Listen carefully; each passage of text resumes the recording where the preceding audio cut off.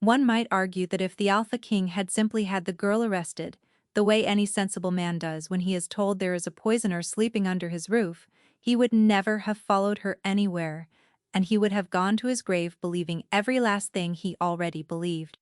But then again, if he had been the sort of king who trusted the men who advised him, he would not have needed to follow anyone in the first place. So really, when you turned it over, everything that came afterward was entirely his own fault, all of it, every burned page of it. Osric of Vasker was the strongest alpha born to his line in 4 generations, and he was dying. And he had been dying for most of a year. And the humiliating part was how slowly it did not look like dying. He still held a room the moment he entered it. He still put men on their backs in the practice yard, but in the last hour of every night, when there was nobody left to perform for, his hand shook. And a wolf who cannot hold a cup steady at 4 in the morning has something in his blood that has no business being there. His physician had a name for it, and no cure. Slow work, Halvard called it. A thing fed to a man in grains rather than doses, so that his body forgot to notice, and his court decided he was simply tired, and by the time anyone thought to look for a murderer, the murder had been finished for months. Someone in Elder Hall was killing him with breakfast. And a king cannot stand up in front of his own council and say so, because the moment he does, every man in that room begins calculating what comes next, and the calculating is what actually kills you. So, he said nothing, and he watched, and he grew very tired of watching. Which was why, on the last cold morning of that autumn, the Alpha King of Voskar found himself crouched behind a rain barrel in his own kitchen yard at 4:30, freezing, in a borrowed cloak waiting for a housemaid. Her name was Rena. He had learned it 8 days ago, which was its own small indictment, because she had lived under his roof for 6 years. The poison came in slowly, Halvard had said, so someone was carrying it in slowly. And there was exactly one person in Elderhall who left the grounds before the bells every morning and was back with the flour before the kitchen woke. Rain, snow, name, day, feast day. Out the east postern in the dark, home in the dark, and never once a word to anybody about where. Osric had asked whether anyone had thought to ask her. She does not speak, Halvard said. She has not said a dozen words to me in her life, and I am the man who brought her into this house. He had spread his hands. I took her in when she was 9, Majesty. I would give a great deal to be wrong about her. And that was what got under Osric's ribs and stayed there, because he knew Rena the way you know furniture. Gray dress, head down, hands raw from lie. She had carried his supper tray 1,000 times, and he could not, with a knife at his throat, have told anyone the color of her eyes. His whole reign was built on the belief that he could read a wolf. One look, and he knew whether a man was afraid, or lying, or already sold. He had never once been wrong, and the girl who might be killing him had walked past him for 6 years, and he had never bothered to read her at all. Ruark, his guard captain, had wanted to take her that night, quietly, in her bed. Osric had said no, and could not explain why, and disliked himself for it. He told himself it was strategy. Take the courier, and you lose the trail. That was a lie, and he knew it while he was saying it. The truth was smaller and worse. He wanted to watch the quiet girl with the linen hand over the thing that was killing him, so that he could stop feeling smothered by a house he could not see. The east postern opened at 20 minutes to 5. She came out of it with a basket on her hip and her head down, and she did not look back once, which he noted, because guilty people look back. He gave her a 50 count, and followed. She went down. That was the first thing that was wrong with it. Not toward the markets, or the mill road, or the river gate where the flour came in. Down off the palace hill, into the crooked black streets under it, where the drains ran open, and the houses leaned on one another like drunks, the Warrens. He had ridden through it perhaps 4 times in his life, always in daylight, always with 40 men, always with people waving. Nobody was waving now, nobody was even awake. She went through it, like a woman going down her own hallway. One hand out to touch a corner, She did not need to see, and he followed with his hood up and his heart beating in a way he did not care for at all. And then she stopped, and Osric stopped, and he put his back to the wall, and he understood that something was very badly wrong with the picture he had been carrying in his head, because the lane was full of people, not a handful. Not a knot of thieves passing ajar in the dark. 60 of them, perhaps more, standing in a line in the freezing black, with no lamps and no talking coughing into their sleeves, and they had been standing a long while, and they were still standing because they had nowhere else to be. An old man near the back was holding a child. The child was not moving. At the front of that line was a chapel, with its roof half fallen and its doors swollen shut, and Rena walked the length of the line without a word, and every single face turned to follow her. The way flowers turn, and she put her shoulder to that door, and shoved it open, and went inside. And the Alpha King of Vasgar, who had come down here to catch a murderer, crept up to a broken window in the dark, and looked in, and saw what she did. The first thing was the smell.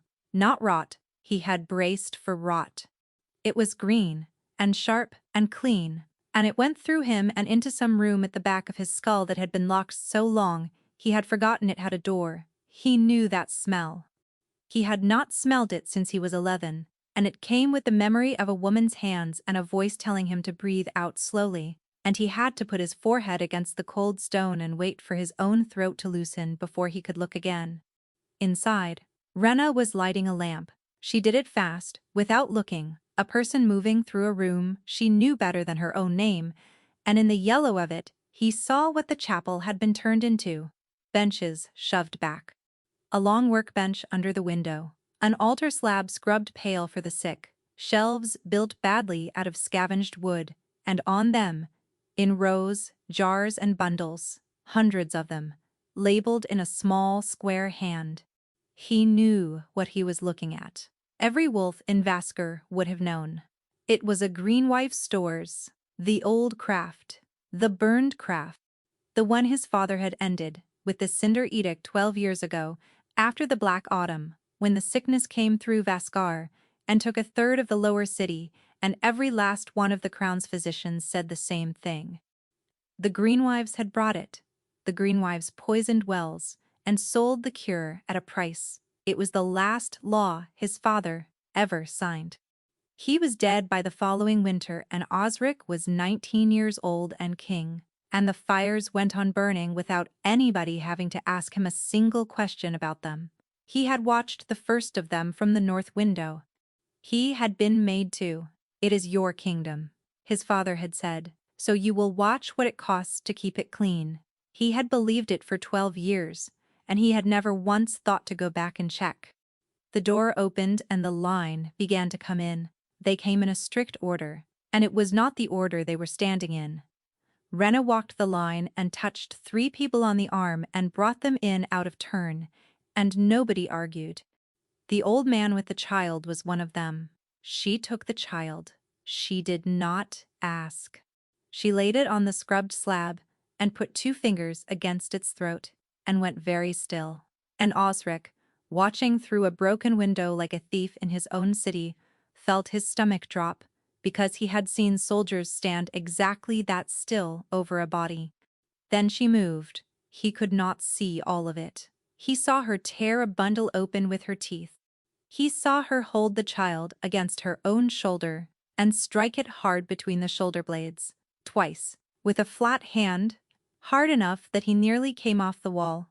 He saw the old man clamp both hands over his mouth. And then the child coughed and screamed and went on screaming, furiously, healthily, the way a living thing screams. She handed it back to the old man without a word and turned to the next one. That was the moment. Osric would go over it for the rest of his life, and it was always that, not the screaming child. The turning away. She did not wait to be thanked. She did not even wait to watch. She turned to the next one, because there were 50 more freezing in a lane behind him, and she was one woman, and the sun was coming. He stayed for 2 hours. He watched her splint a boy's arm with a barrel stave. He watched her give a woman half of what she needed and explain why, and the woman nod and go away with half. He watched a man come in that Osric knew, gray in the beard, a bad leg.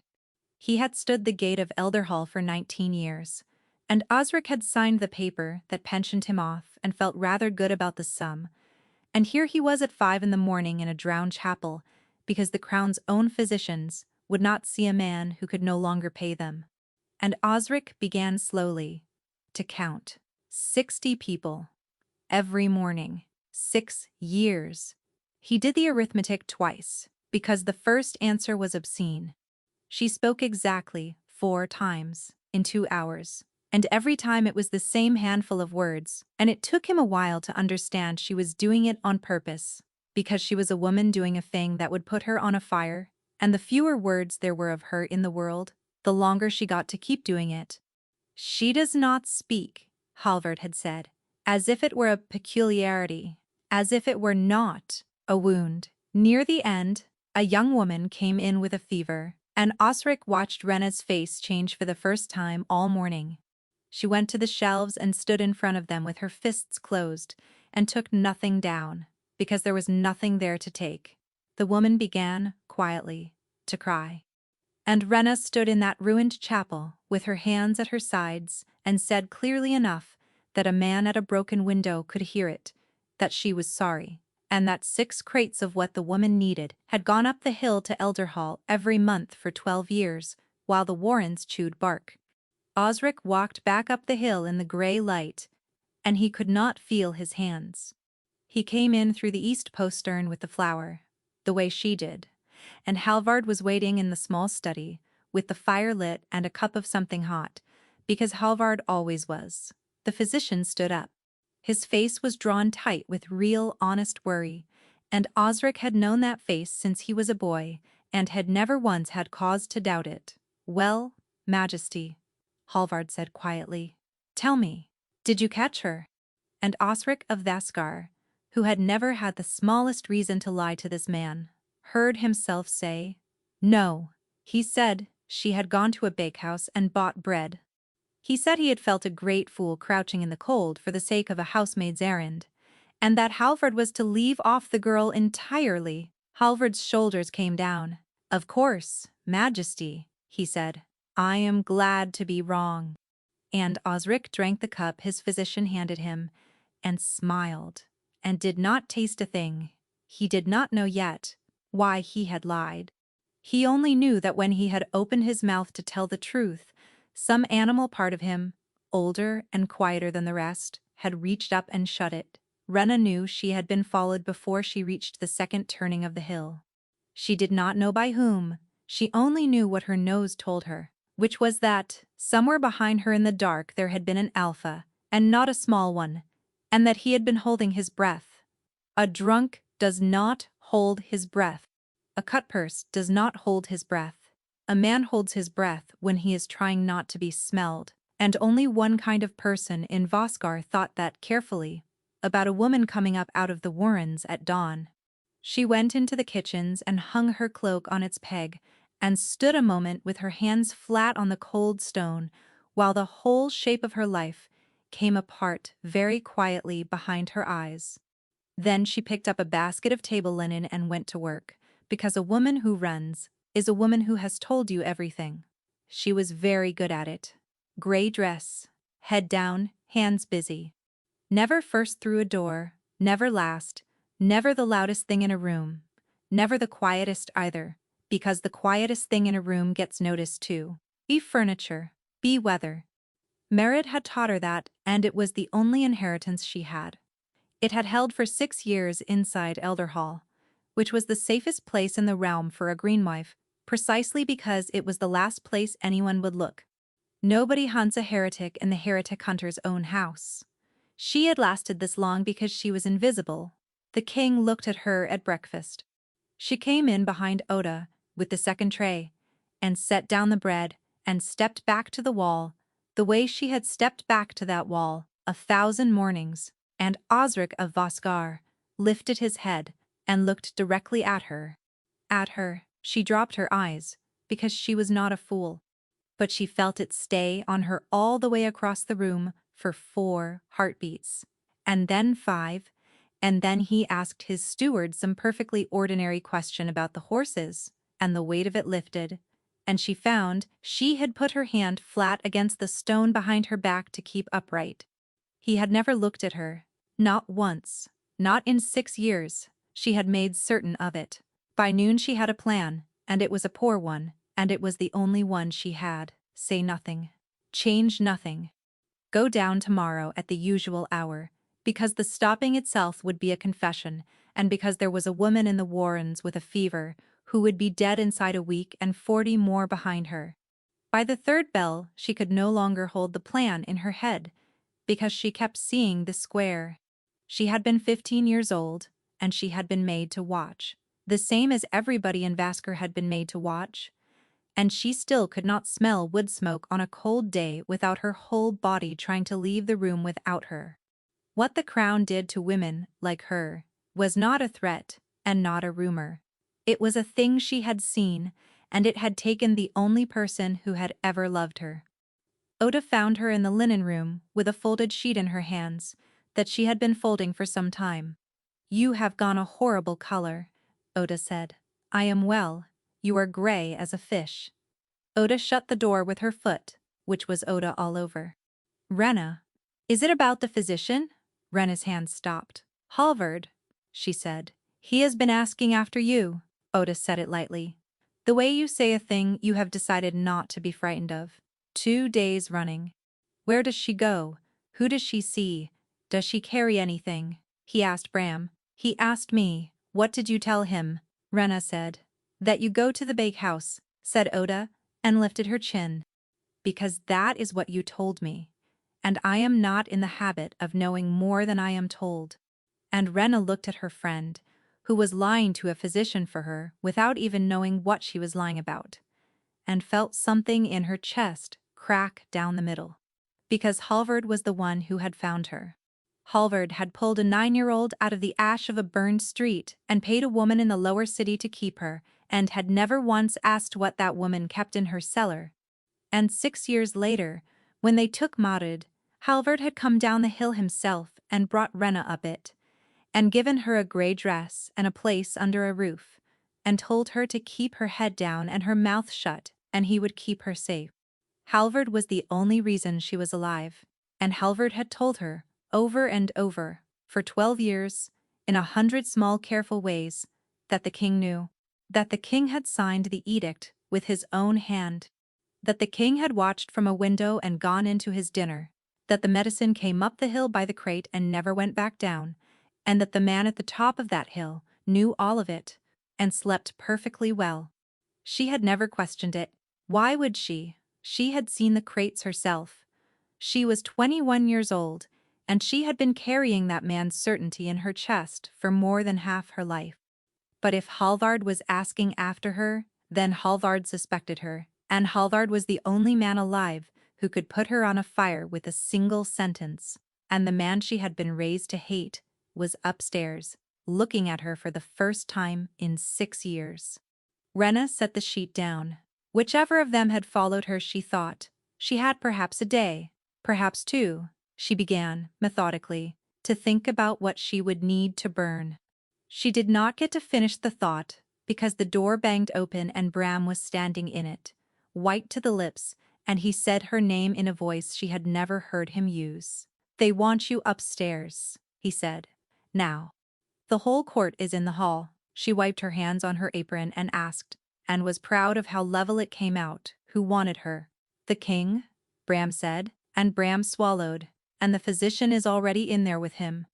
The great hall of Elder Hall could hold 400 people, and on that afternoon it held rather more, because word had gone round the way word does, and every soul in the palace who could invent a reason to be standing at the back of it had done so. Rena came up the length of that hall with her hands folded in front of her apron and her eyes on the flagstones, counting her own steps, because it was that, or listened to the counselors murmuring.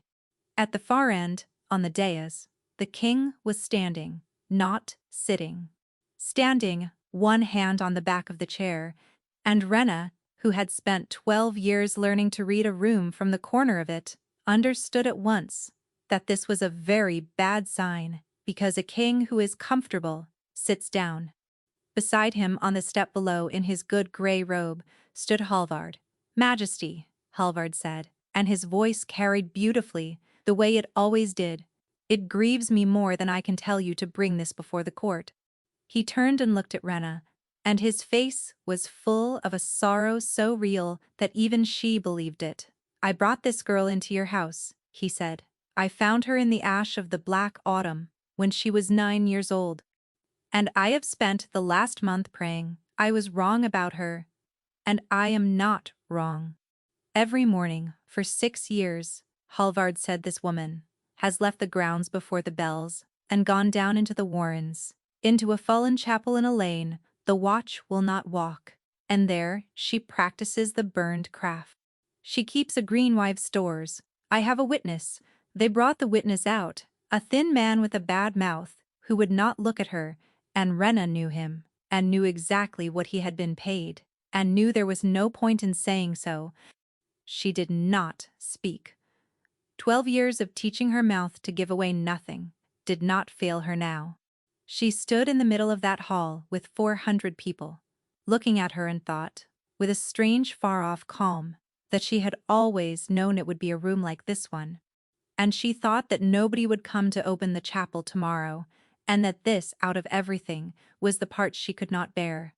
And the physician said, "Majesty, she is a heretic under the Cinder Edict, and she carries your food, and you are being poisoned. And I would give a great deal to believe those 3 facts are unconnected."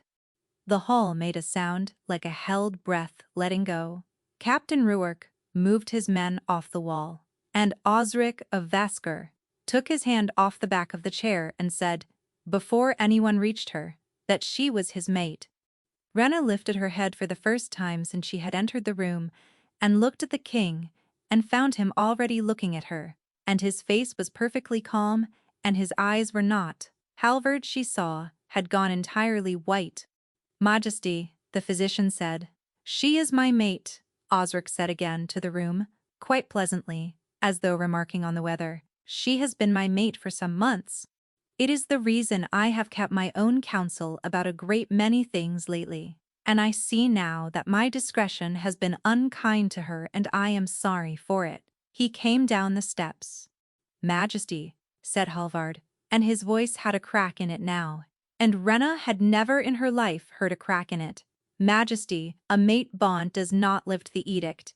It cannot. The law is your father's." "Yes," Osric said, "it is."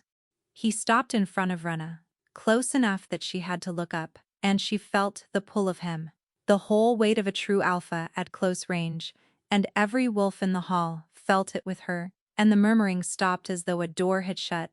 He held out his hand, palm up, waiting.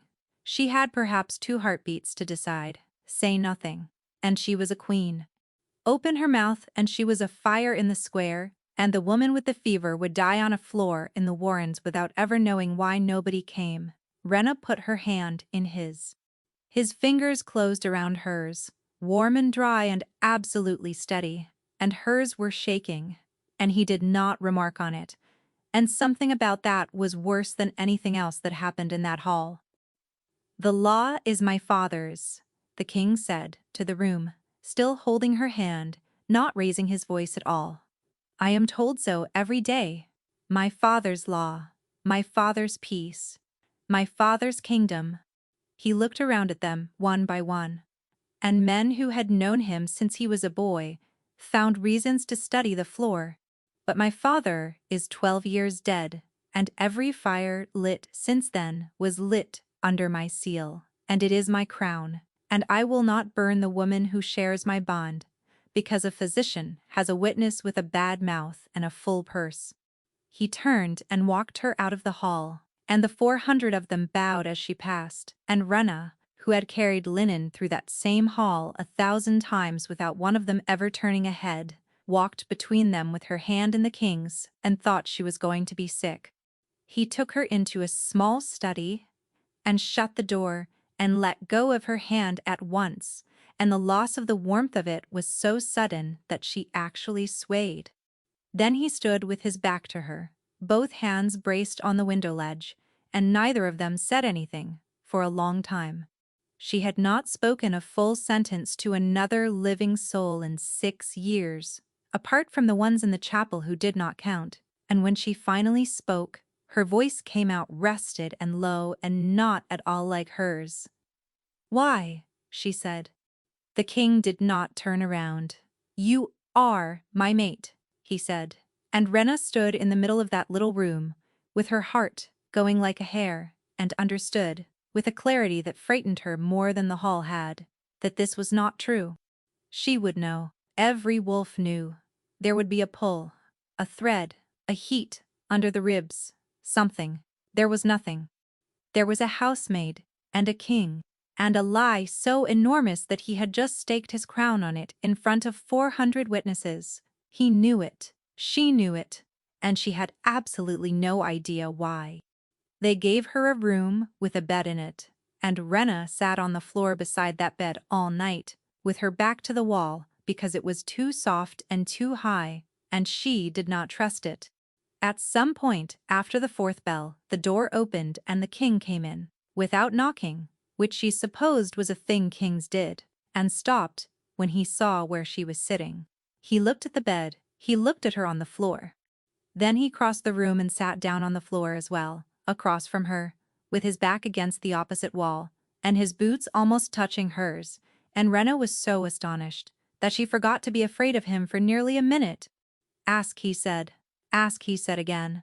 "I have had a very long day, and I have not the strength to guess." "There's no bond," Rena said. The king let his head fall back against the wall and shut his eyes. "No," he said. "There is not." And he told her, not gently.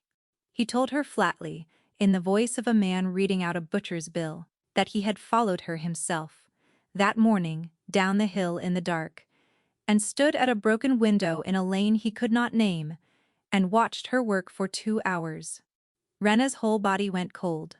"I came down there to catch the woman who is killing me," he said. "I found a woman putting a child's breath back into it with her bare hands. And then I came home and I lied to my own physician about it, and I have been trying to work out why, ever since." "You watched," she said. "Yes.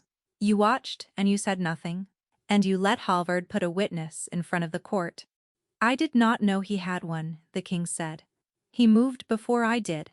He is faster than I gave him credit for, and I will be thinking about that for some time." Rena found that she was on her feet, and she did not remember standing up.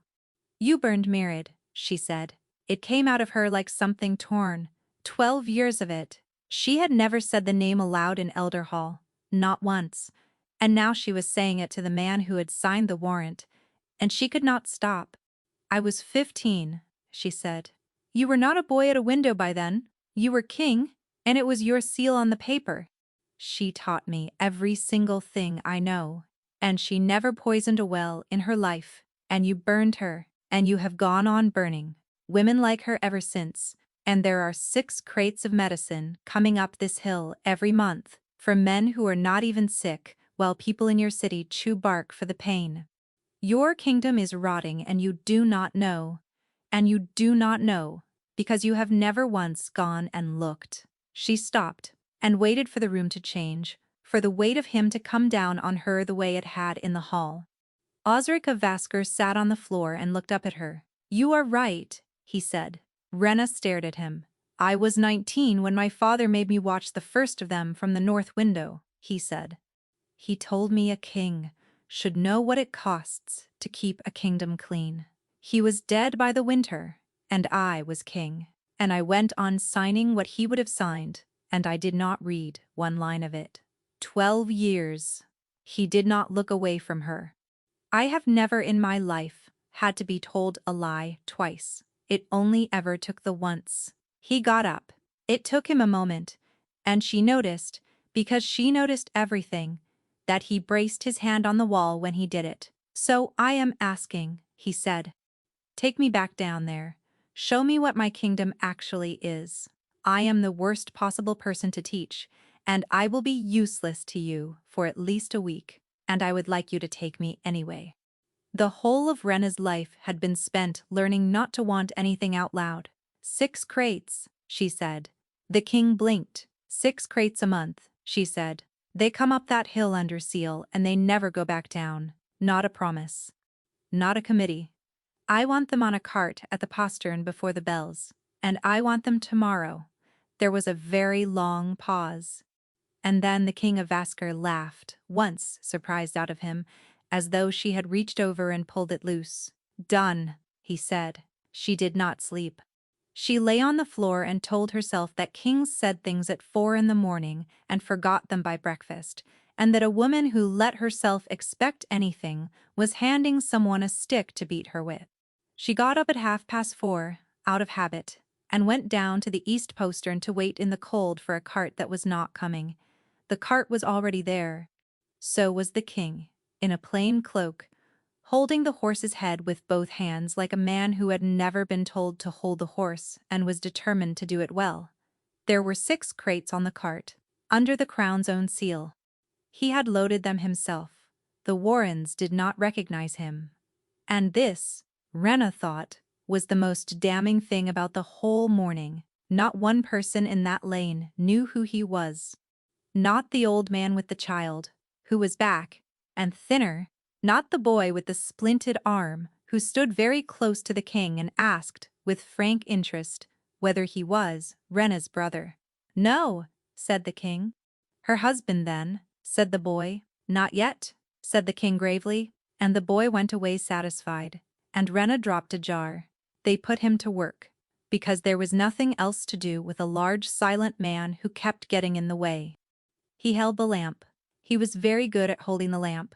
Then she needed water, and he went and got it, twice, from a pump 4 streets away, and came back with his hands raw and did not mention it.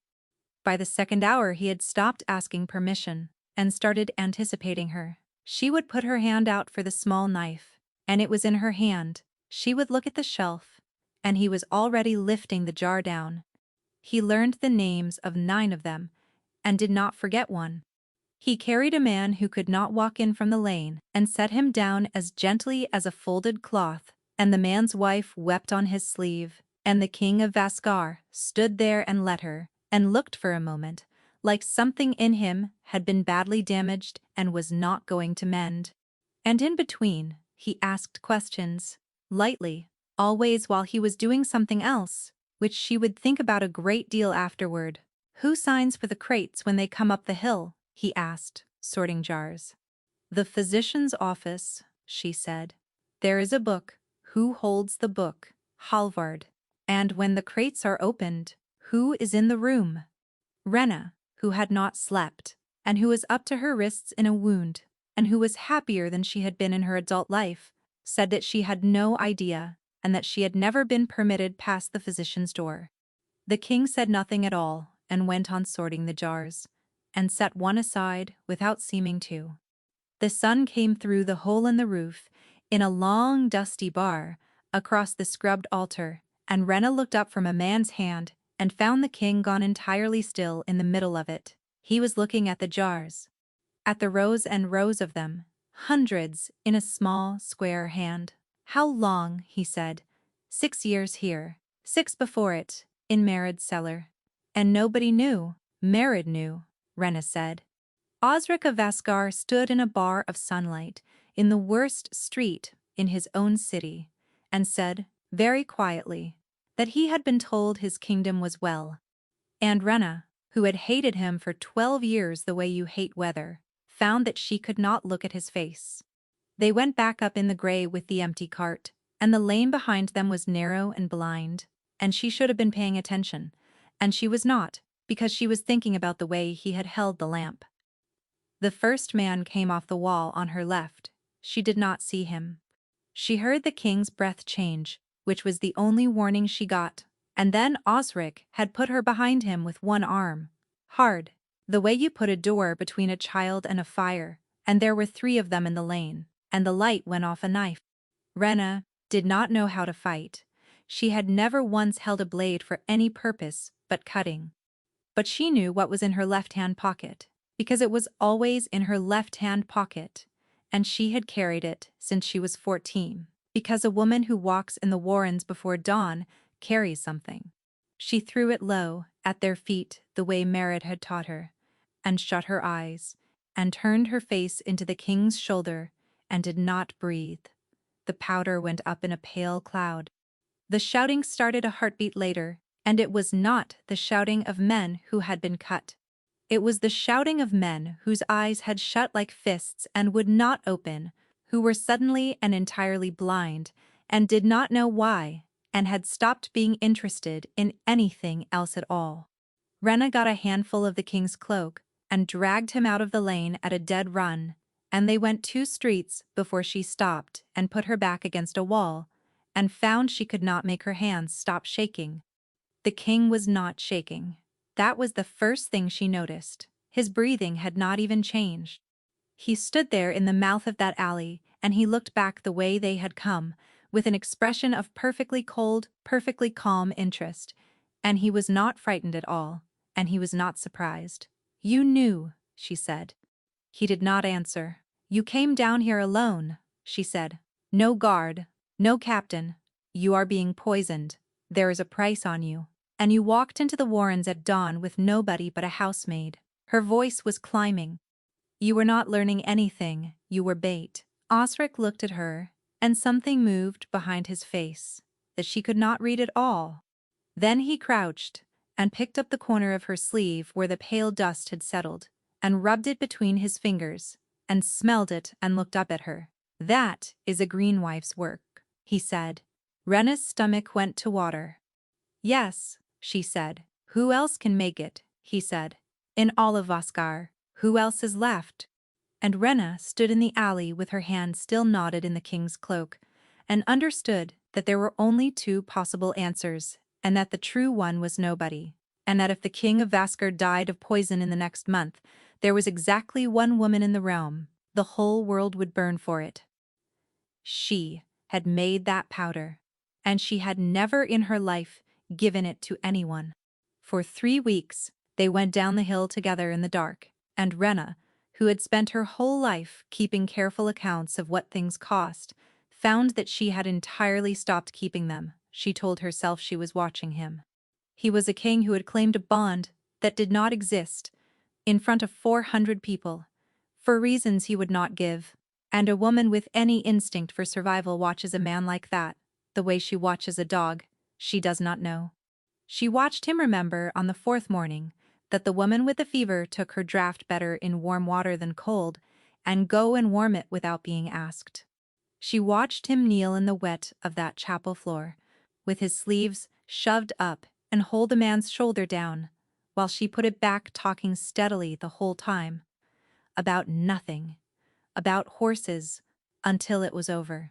And every night she went back up the hill to a bed she still did not sleep in, and lay on the floor beside it, and told herself, sternly, that this was strategy, that a man who wants a thing from you will carry your water, that the kindest face is the one you should watch hardest. She was managing it perfectly well until the night he came to fetch her, and found her asleep on the floor, and did not wake her, and put his own cloak over her, and left. She woke at 4 in the morning under it, with the smell of him all over her, and stopped, at last, telling herself anything at all. She had made herself unseeable on purpose. It was not shyness, it was craft. Every day for 12 years she had gone out into the world and taken herself out of it, and she had been so good at it, for so long, that somewhere along the way, she had stopped being able to tell the difference between hiding and being nothing. And then a man had come down a hill and looked at her. She broke on the 20th night, in the chapel, after everyone had gone. He was sitting on the end of the workbench, with the lamp beside him, turning a jar over in his hands, quiet, a long while, and she could not stand it another minute. "Stop," she said. He looked up. "Whatever this is." "Stop it." "I am sitting down," the king said. "You know what I mean." Her hands were not steady, and she did not care. "You claimed a bond that does not exist, and you will not tell me why. You come down here every morning and you carry water, and you learn their names, and you look at me as though." She stopped. Her throat had closed. As though what? Osric said. Men do not look at me, she said. That is the whole of my life. It is the thing I built, and it kept me alive, and it worked. And now you look at me, and I do not know what you want, and I cannot bear it. Tell me, you need a green wife, and this is what it costs. Tell me anything that is a reason, because I am not built to want things. The word was out before she could catch it. The king set the jar down. He got up, and he came across that chapel floor slowly, the way you come toward a thing that will bolt, and he stopped a full arm's length short of her, which was somehow worse than if he had not. I have been told I am the most powerful wolf in this kingdom since I was 19 years old, he said quietly. Every man in Elder Hall agrees with me before I have finished speaking. I have never once had to persuade anybody of anything. And I have spent 3 weeks trying to persuade you that I am looking at you, because I want to, he said, and you will not have it, and I do not know how to make you. Rena could not breathe. Say it once, and I will go up that hill and I will never come back down. And the crates will still come, every month, for as long as I am alive, and you will never see me again. That is not a bargain. That is only true. The lamp guttered. Or, he said, or, she whispered, ask me to prove it. The rain came down on the broken roof, and the whole chapel smelled of green and wet stone and him, and Rena, who had not asked for anything in 12 years except 6 crates, heard her own rusted voice say, prove it. He was across the space between them before she finished the word. His hands came up to her face, and they were not steady either, and that undid her more than anything else could have. He kissed her the way a man drinks after a long march. She had braced for careful and got this instead, and every last thought in her head went white and silent, and her hands were in his shirt, and she was pulling him down. He lifted her onto the workbench and she wrapped herself around him, and heard the sound he made against her mouth, low and half-wrecked, and understood, distantly, that she had done that. Rena had been wanted for her hands, for her craft, her silence, her usefulness. She had never once been wanted for being in the room. She got her palms flat on his chest, on warm skin, and felt his heart going like something hunted, and he broke off and pressed his mouth to her jaw and said her name once, hoarse like a question. I am sure, she said. And the lamp burned down, and the rain went on, and nobody in Vasker knew where either of them was. And for the first time since she was 9 years old, Rena stopped hiding. Afterward she lay against him in the dark, with his cloak over the both of them and his hand moving slowly in her hair, and she was so nearly happy that she did not notice, at first, that he had gone quiet. The cinder rite is in 3 days, Osric said. She went still. Once a year, on the day the edict was sworn, the king of Vasker stands up in front of the convocation and the lords and the whole city and swears the law again. He said it flatly, to the ceiling. My father's law, the one that put your merit on a fire. Rena did not move. And you will be standing beside me when I swear it, he said. Because you are my mate and the whole realm is watching, and if you are not there, they will know it is a lie. The dress they put her in was the color of ash. Somebody had chosen it on purpose. Rena stood in front of the glass, while 2 women pinned her hair, and looked at herself in ash-gray silk with the crown's mark at the collar, and thought that whoever had picked it had a sense of humor she could almost admire. Osric came in an hour before the rite, and shut the door and stood with his back against it. He looked terrible, not tired. Gray in the mouth, gray under the eyes, and when he crossed the room, she saw him put his fingers on the back of a chair, as he passed, casually the way a man does when he needs a chair and would rather nobody knew it. The wasting was moving faster. She had known for a week and said nothing, and had been quietly putting things into his food since the 9th night. Small, bitter things. The things Maid had taught her, for a body being eaten from the inside. She had told him none of it because he would have asked how she knew, and she was not ready to say out loud that she had smelled it on his breath. I have to go down there and swear it, he said. Yes. I have been swearing it since I was 19, he said.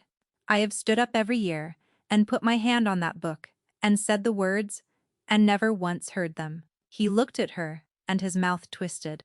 And now I will say them with you standing at my shoulder, and I will hear every single one. Then do not say them, Rena said. If I break the edict from the dais with no proof of anything, the convocation will have me declared unfit before the week is out, he said. Halvard will hold the regency by winter. And then there will be no crates, and no chapel, and no you. He said it quite calmly, and then stopped, as though he had not meant to say it at all. Ran across the room. She had never touched him first, not once. He had always been the one to reach, and she, the one to allow it, and it occurred to her that he knew that, and had probably counted it, the way she counted everything. She put her hand on his face. Osric went absolutely still. You are not him, she said. You are not your father, and you are not the thing they built out of you at 19.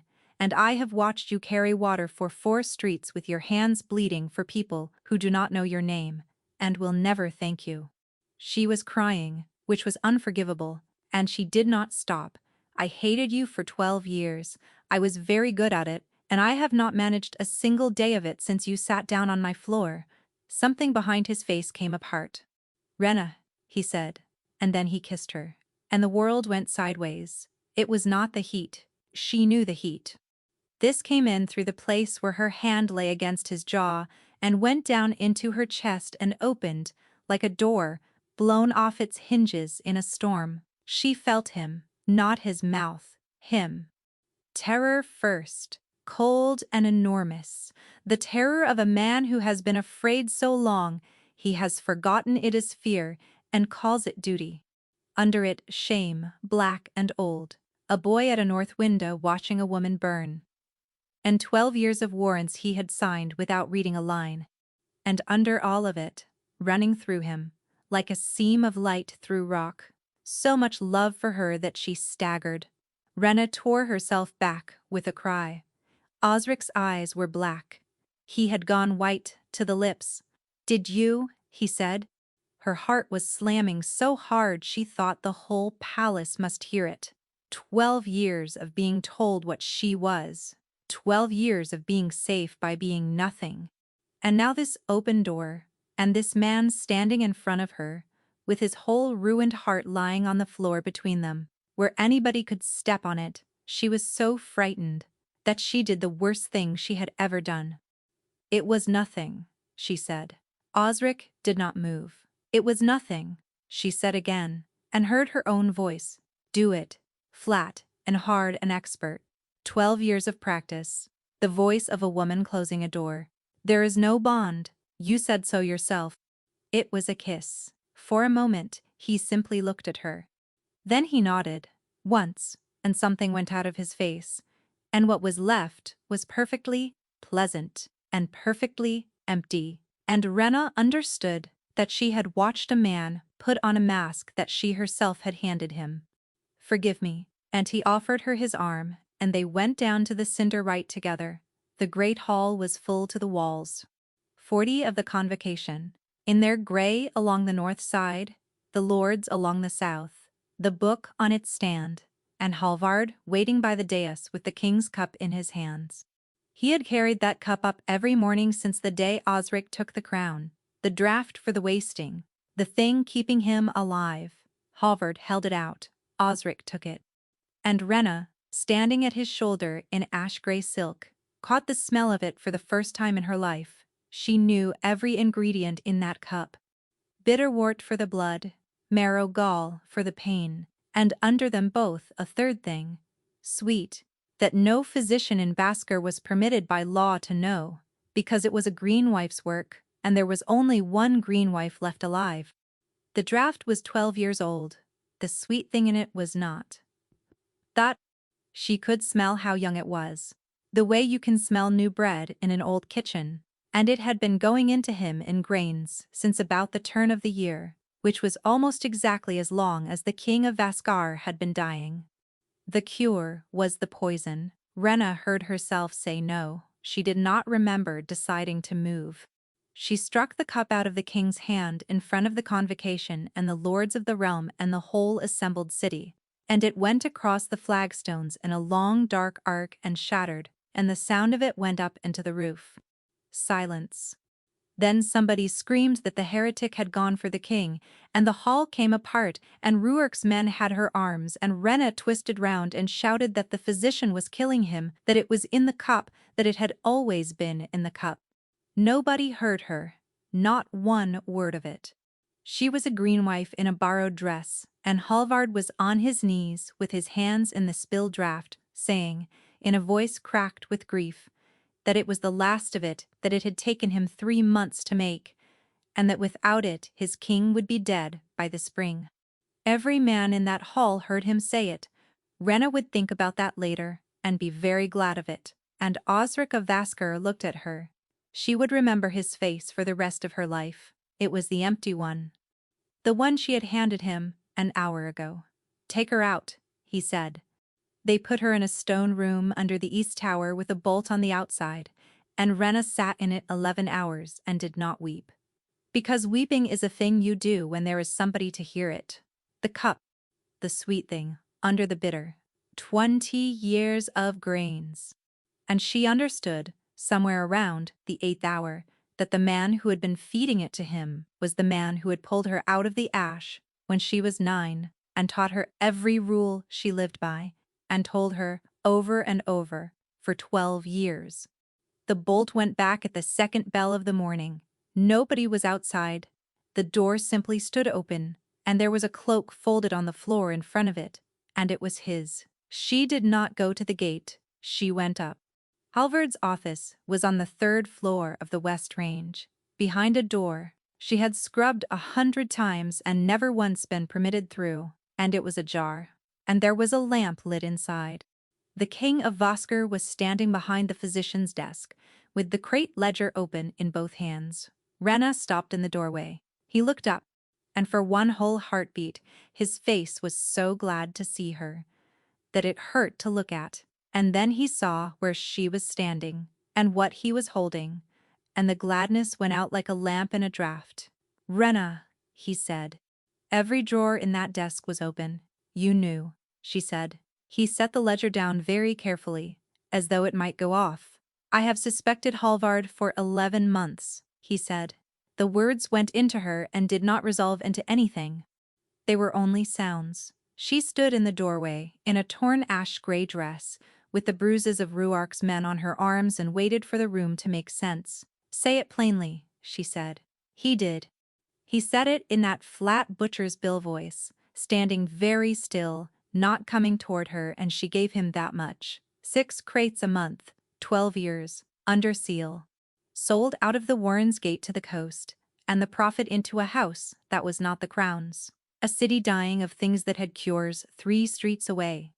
And a physician who needed his king to go on believing the kingdom was well, and who had built, patiently, over 2 decades, a king who never went and looked.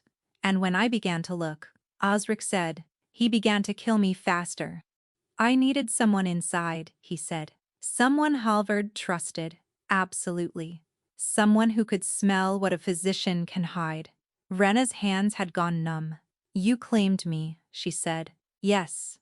You stood up in your own hall and said I was your mate, and you knew it was a lie. And you did it because you needed a green wife's nose in this palace, and Hallvard had just handed you one on a plate.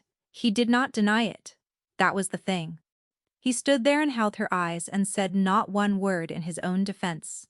And Rena felt the whole of the last 3 weeks turn over in her hands and show her its other side. Who signs for the crates? Who holds the book? Who is in the room when they are opened? She had been so pleased that he was interested. You cleared me, she said slowly. When did you clear me? At the window, he said. The first morning. Because a woman poisoning a king does not spend 6 years on her knees in a wet chapel, keeping his subjects alive for nothing, he said. Because I watched you give a stranger half of what she needed, and explain why, when you could have given her all of it, and kept nothing for the next one. His voice had gone rough. Because I have been surrounded since I was 19, by men who never do one thing that does not pay them. And I stood at that window for 2 hours and watched a woman do nothing else. She should not have been crying. She was. Then why did you not tell me? She said. And Osric said, because you hated me. The lamp hissed. Every morning for 12 years, he said, and his voice was almost gentle, and she wished more than anything that he would shout. He fed it to you, did he not? The king knows. The king signed it. The king watched from the window and went in to his dinner. He let you see the crates going up the hill, and he never once let you see where they went afterward. No, she said. Rena, he said, whose words were those? And she opened her mouth to say they were hers, and nothing came out at all, because she could hear it. She could hear him, Halvard, across 100 nights. Halvard, putting a hand on her shoulder in a corridor. Keep your head down, child, say nothing. There is no help coming from up that hill, and there never was. She had carried that man's voice in her own mouth since she was 9 years old, and she had never once noticed it was not hers.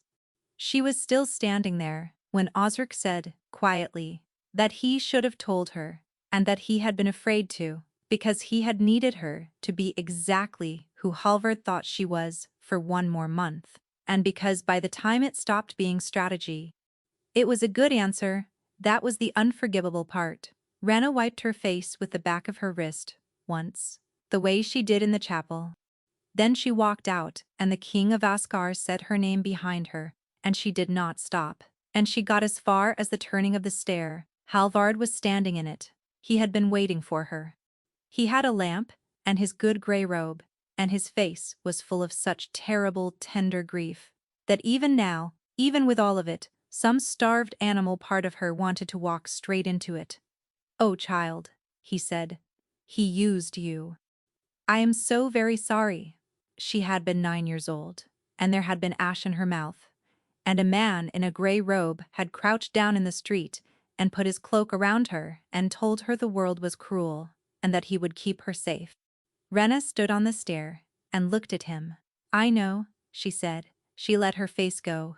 It was not difficult. She had watched Osric do it 2 days ago, and found to her enormous surprise that she had learned it in a single look. He never wanted me, she said. It was for the ledger. All of it. Halvard's eyes went bright. I feared it, he said, from the day he stood up in that hall. Child, come away from here.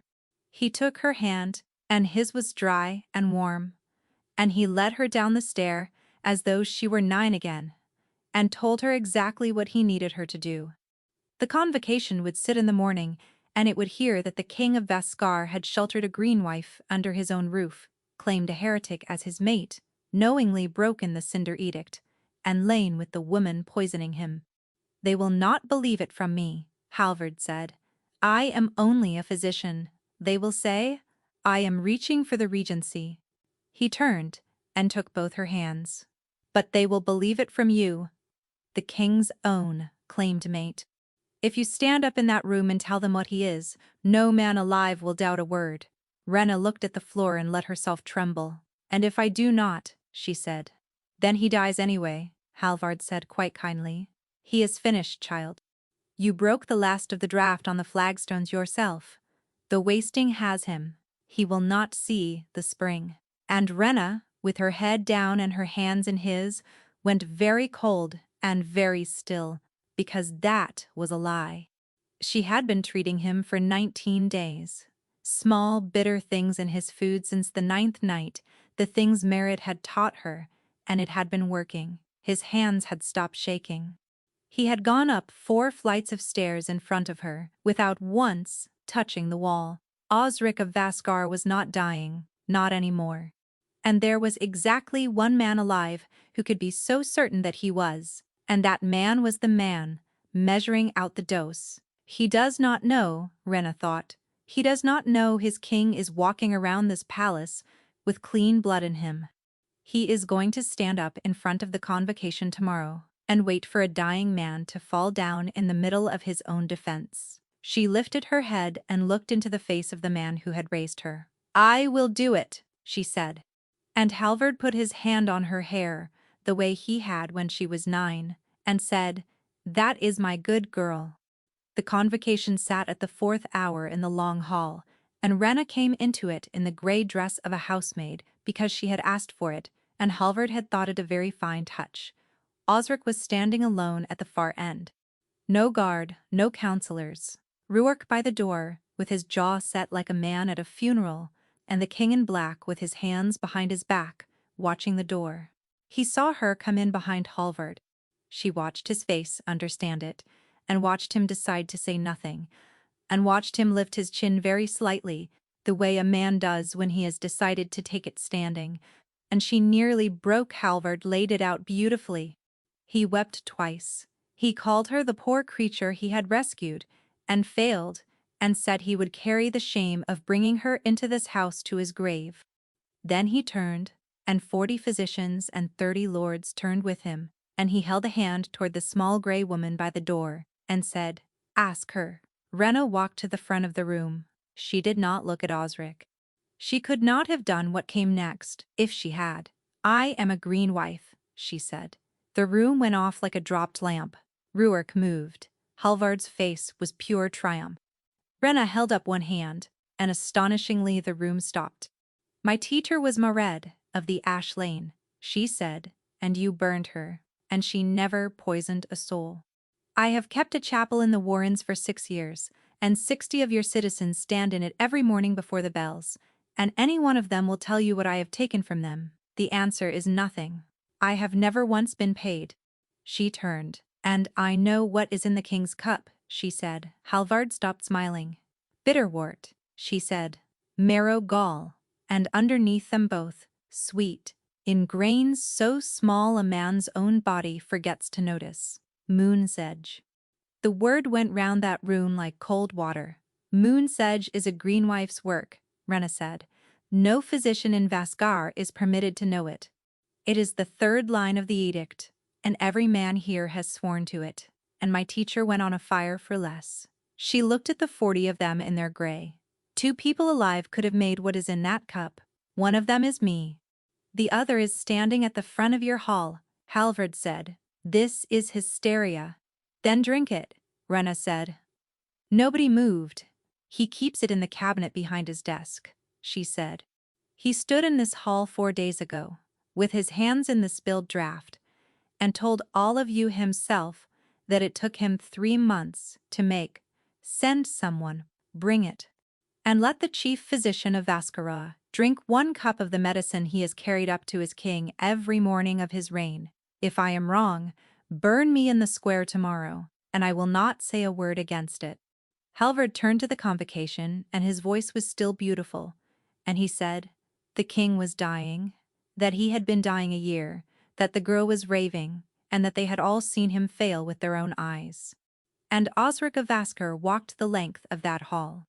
He did it steadily, hands loose at his sides, color good, shoulders square, and every man in that room watched him do it, and Rena, who had seen him gray at the mouth 4 days ago, watched the exact moment Halvard understood. The physician's face changed.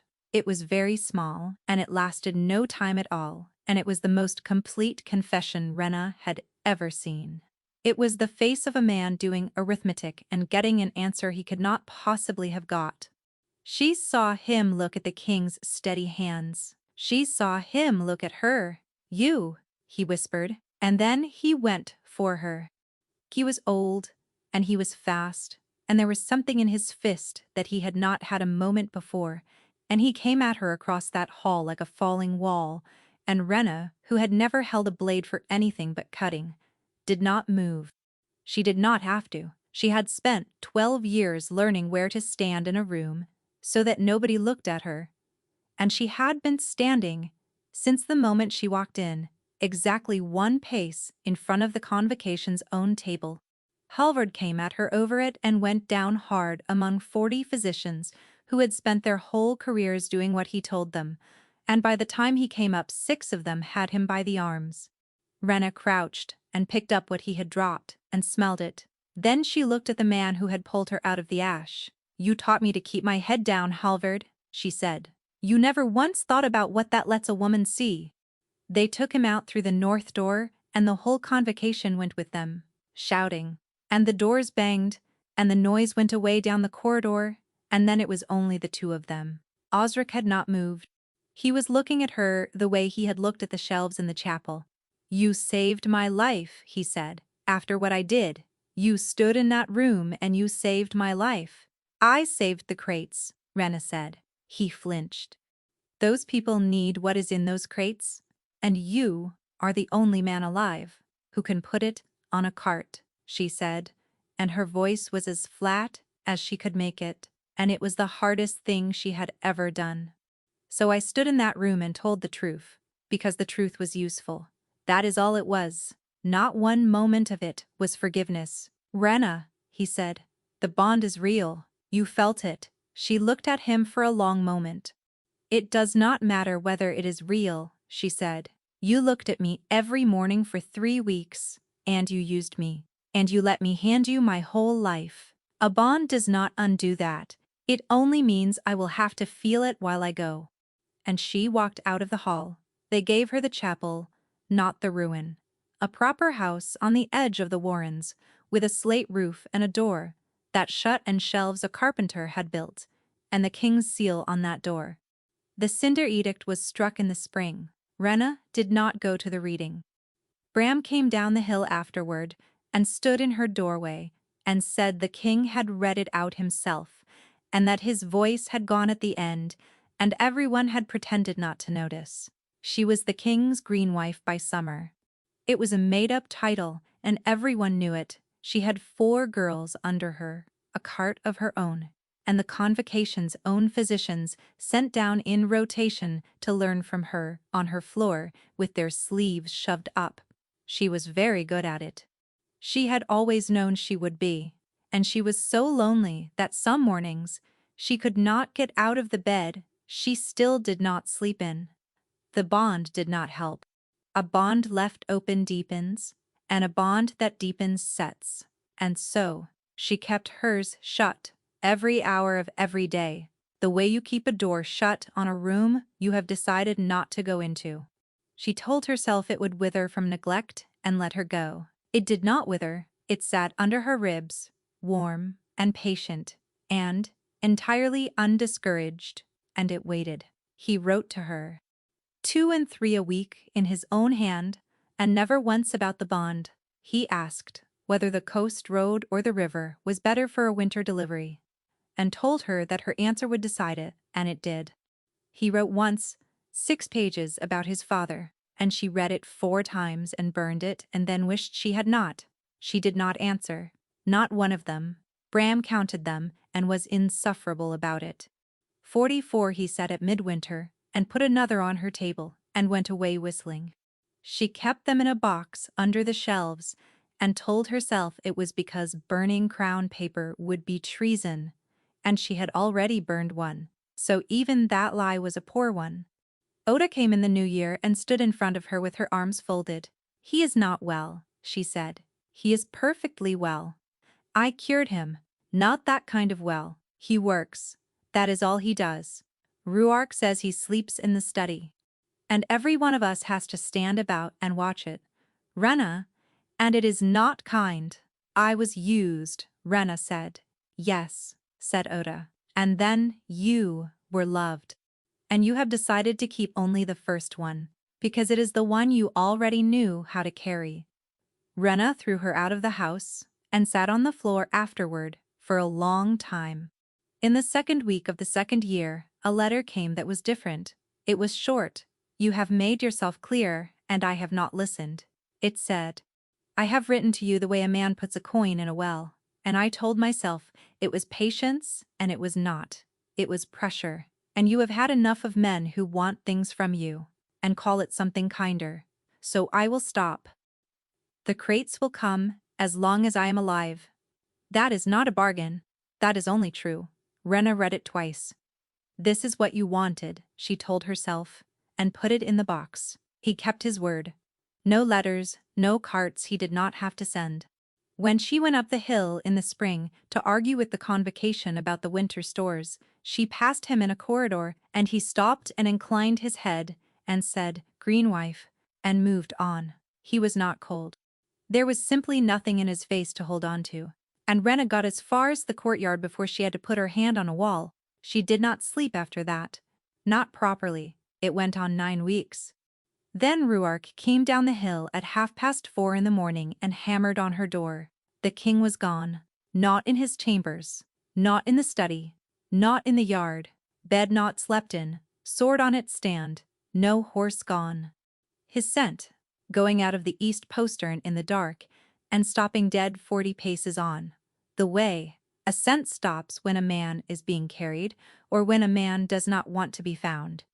Rena stood in her doorway in the cold, with her heart going like a hare. The east postern. Before the bells. In the dark she ran.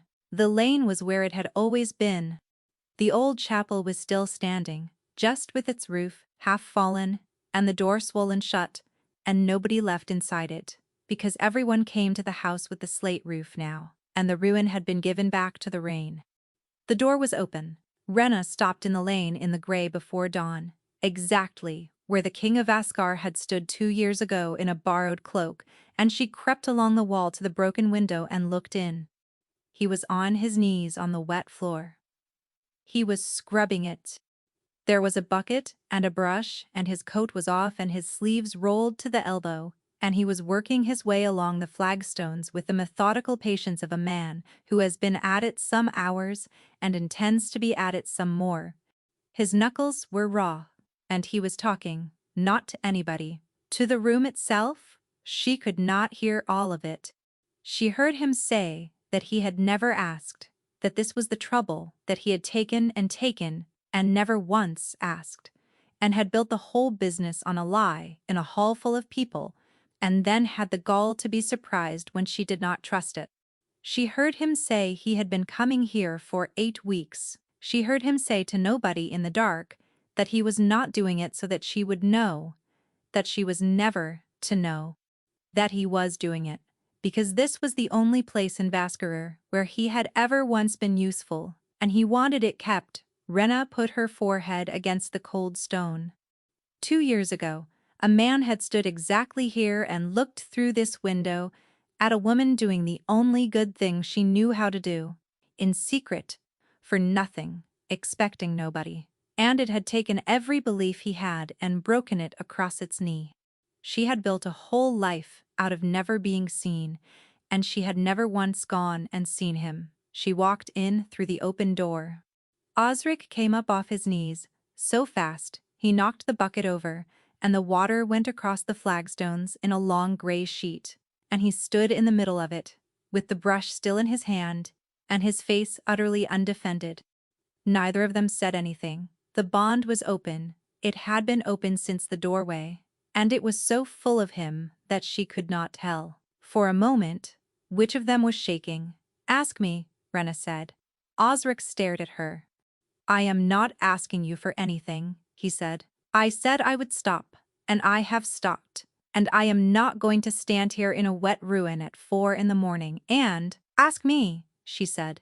And the king of Vaskar dropped the brush. He crossed that floor and took her face in both his hands, and they were wet and freezing and shaking, and he put his forehead against hers and said, "Be my mate." Not because I claimed it in a hall.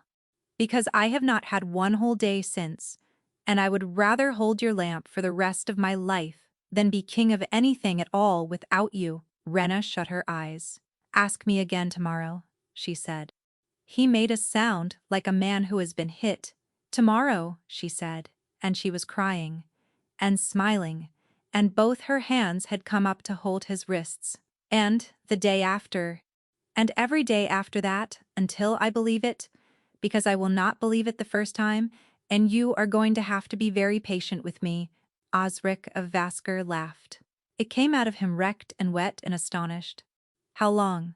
he said, and Rena, standing in an inch of gray water in the ruin where he had watched her put a child's breath back into it, said, "As long as it takes."